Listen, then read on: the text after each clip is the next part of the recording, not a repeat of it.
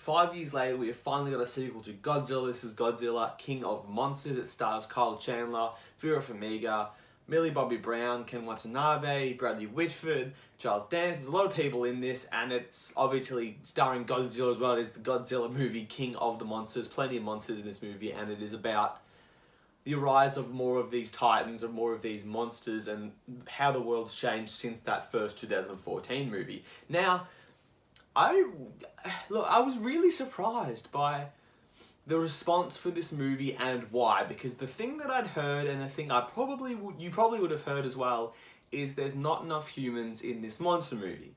And going back to 2014 Godzilla, the complaint there was there's not enough Godzilla in this human movie.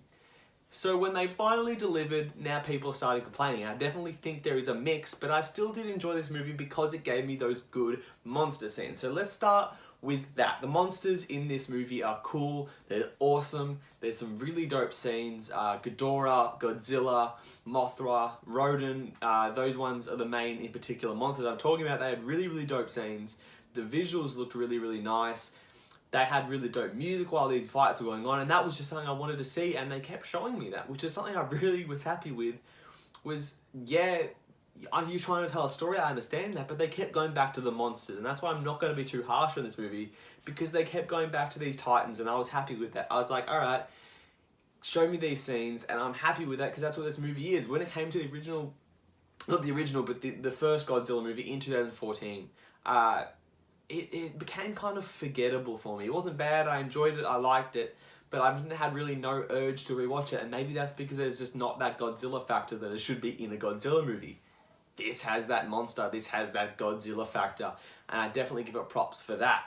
Now the cast, as I said before, has a stacked, not like an A-list stacked, but it's a pretty well-experienced, great crew of actors here. Millie Bobby Brown was really good with the time they gave her. They didn't really expand on the characters, so they could only do so much. I think Vera Farmiga, Kyle Chandler were good in their roles. I really like Bradley Whitford's character, actually. He was a bit of fun.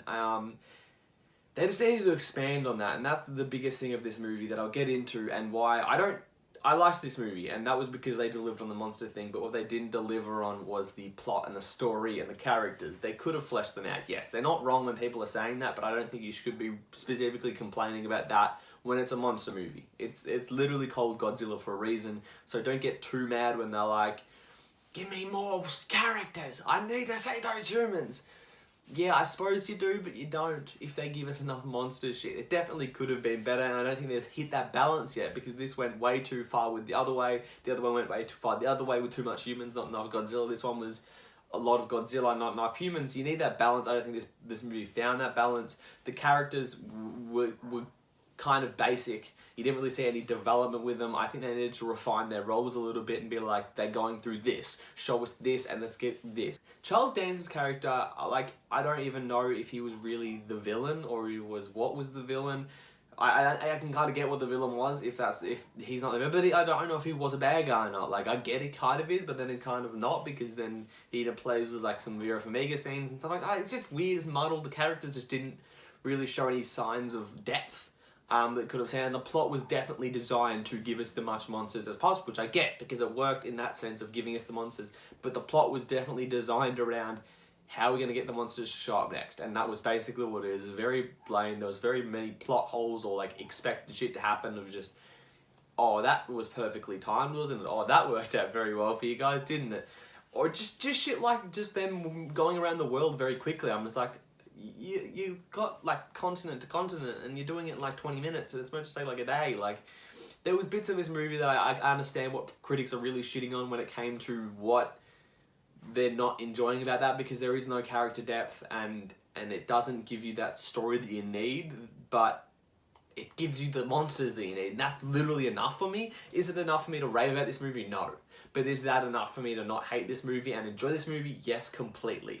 It's really hard for me to go like really long about this review and talk about the things, because it's clear to me that there's two sides of people, or two sides of the film itself. It's the monsters and the humans. And the humans needed more time, and they needed a better plot, because it does drag on, it does get slow, but then the monsters are that cool. They give them perfect, awesome scenes. The visuals look stunning. These monsters are awesome to look at. The shots sometimes good, sometimes they're not. It's weird in that sense, but it's so clear of like, if you like this film or if you don't, it's like why you would like this film. Why if you don't like this film, it's because there wasn't enough story or characters. And if you really like this film, you're happy with just fucking outright monster mayhem, and that's what it gave me, and I'm happy for that. I didn't love it. I didn't hate it. I thought this was a decent mix of just showing us off, and I still think they haven't hit that sweet spot when it comes to these Godzilla or Kong movies, and hopefully they get there eventually. But I'm going to give Godzilla 2 King of Monsters a C+. Thank you guys for watching this review. Make sure you do press that subscribe button, like, comment, whatever you want to do. It goes a long way, it really does. Keep coming back for my new release reviews. I got Blu-ray videos up, plenty of stuff. It's really going off.